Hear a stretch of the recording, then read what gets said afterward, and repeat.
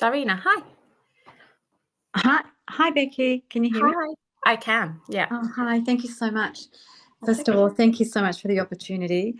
I just wanted to ask. I've been attempting to heal my eyesight for some time, but anyway, it just seems to have gotten worse. And my right eye, what wakes me up at night is that it gets really, really dry. So I've been on a healing journey for a long time with different things, but I just feel kind of stuck, and this is becoming a bit of a problem. So I was just wondering, what am I doing wrong, or where? So your right eye gets very, very dry, keeps you up I at night? No, it doesn't keep me up. I fall asleep, but when I wake up at night a couple of times, it's really dry and uncomfortable. And the right eye has gotten worse, but overall, I feel like my eyesight's gone worse. Is it something I'm not seeing? Is it something I don't know? So is it both eyes? Both eyes have gotten worse, but the right eye has become. They used to be the same prescription, but the right is now worse than the left. Do you wear glasses? Contact lenses or glasses, but predominantly glasses now because of the dryness. Okay. Wait, how old are you and how long have you been wearing glasses for?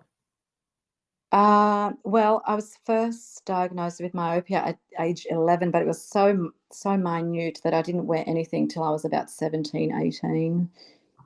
Okay. And I'm 53 now, so a long time. Okay. Let's go and have a little nosy, so we can find out. Hmm. Okay, so as I stand here, um your energies come in and I can see that on the right side you're wearing like a patch. You've got like a patch on the right side. You're wearing glasses, but a patch over the right side. I'm just asking now, going into your brain.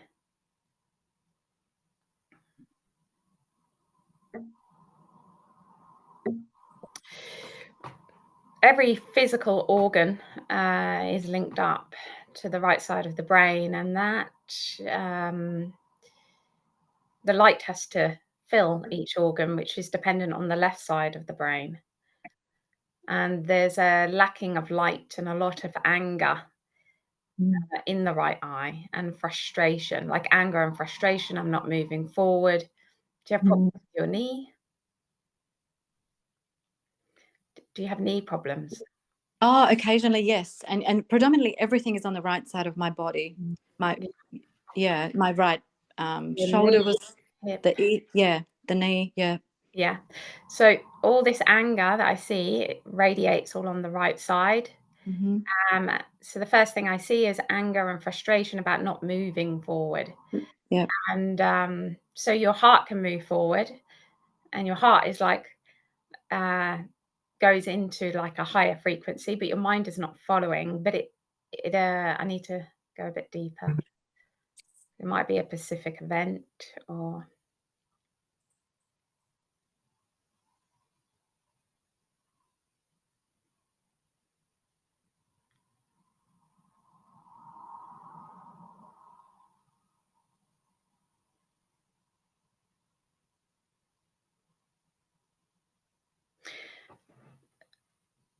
in that area of your brain where there's a lot of anger and frustration. It goes into you as a child being very angry at your father. Yes. That anger that you have with your father of feeling abandonment or not there or feeling unloved needs to be resolved, because the anger is just going round in circles. Mhm. And that anger and frustration is what's causing the lacking of light on the right side of your brain, which is causing the issues that you have in your eye. And it's also the lack of love of self. It's like you beat your body up, like your body's Mhm. not good enough, because your body, physical body, the genetic of it, it's your dad built that. Yeah. Mhm. And the anger and frustration at your dad and the pain not resolved, you then beat up your body with it. What Mhm. happened with your dad? What?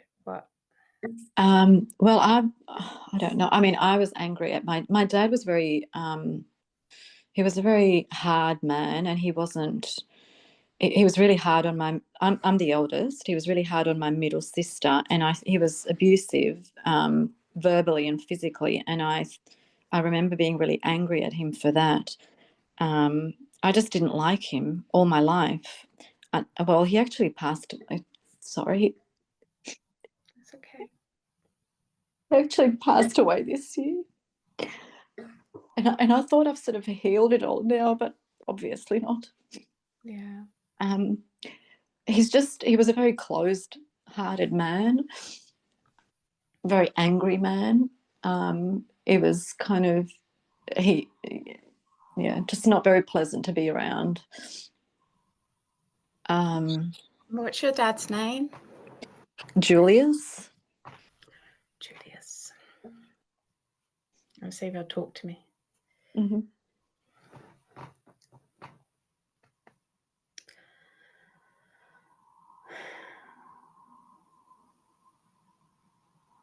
There's a man that's come in.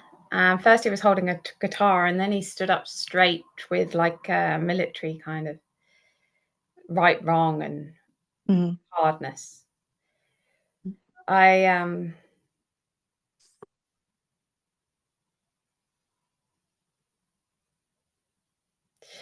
He's saying, I'm always pushing her to go forward, but she's stuck. She wants to.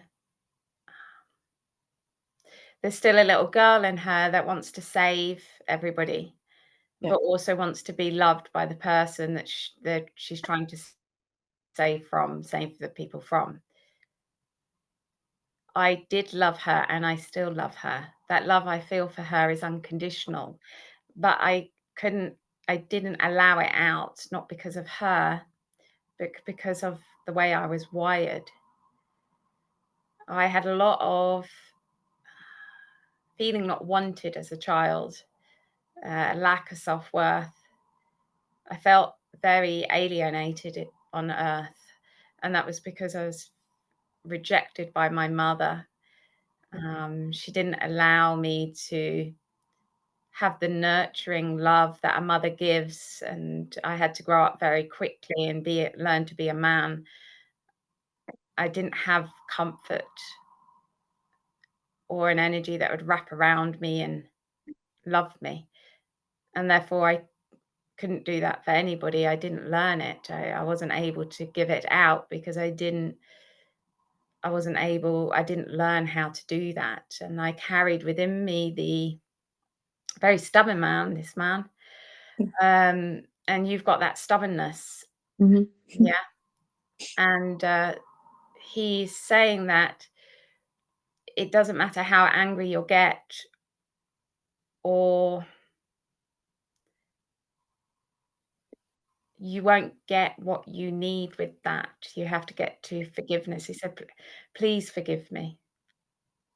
He says that, please forgive me. And he's going down on his like knees, asking for forgiveness. He says, I knew no better.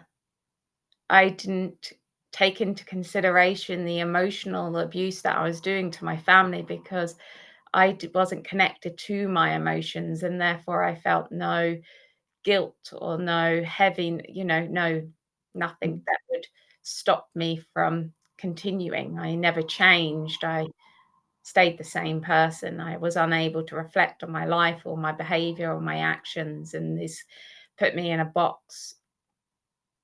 Yeah.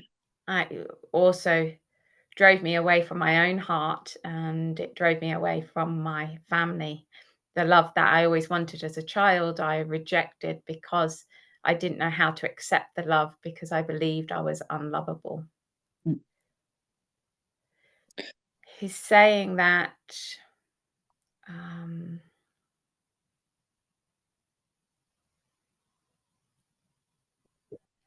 the forgiveness is one layer, the forgiveness of me is one layer, and then you have to forgive yourself for carrying on the pain.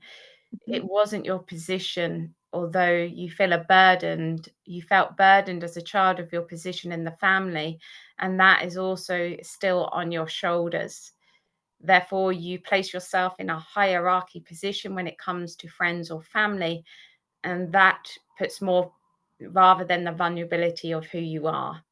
You don't have to have everything together. You can be fully human and open yourself up to the vulnerability of being you, that vulnerability will bring in a lot of strength and love. You also close yourself off when you do this, just exactly what I did to my family, because you're always being the strong one. You can learn from me, and the learning and reflecting in that way, then you'll realize that actually you're not angry at me, you're angry at yourself, as parts of your behavior is also because I taught you how to survive. I don't want you to survive anymore. I want you to thrive. You can unlearn my behaviors that I passed, and therefore forgiveness will be a lot easier. I love you with all my heart. Takes off his hat and bows. Oh my goodness. Oh, wow. That is so spot on. Thank you so much. It's just that I kind of thought I have forgiven him because I know how hard his childhood was and everything. So what can I do sort of right now? I'm not even sure what to do with this. Let it sink in, and you'll Oh, listen to it again. mhm. But the reason we carry on the pain with our family, our mums and dads, is because we generally will have the same behaviors that cause we Mhm. carry on the same behaviors within ourselves. So what I see on an energetic level is that you close people off from you, so you Yeah. isolate yourself, and if you do allow someone in, you'll always be on a hierarchy, like I know what's best kind of thing, rather than allow just see Oh, it together at the minute, like I'm having a bad day, and you or whatever you're feeling at that time. Yeah. You like being real rather than having to be the strong one. You had to learn to be a strong child. mhm. That survival mechanism is still what you have today. And that anger is why you're angry at your dad, because that's what he was doing, but also you learnt to do that. So it's like you're throwing the anger, and then so it's learning to be real with yourself. Like you don't have to put on it because you've done it so long, it's like it probably comes so naturally to you. Um, Yeah. and it's like seeing when you're angry at your dad, it's like seeing, okay, what is it my dad had that I also carry? Right. Mm. Mm. Yes. Okay. Well, thank you so much. That's Oh, so, wow. It's incredible. Thank you. you're so Thanks. welcome. You take Thank care. you. Thank you. Bye. Bye bye.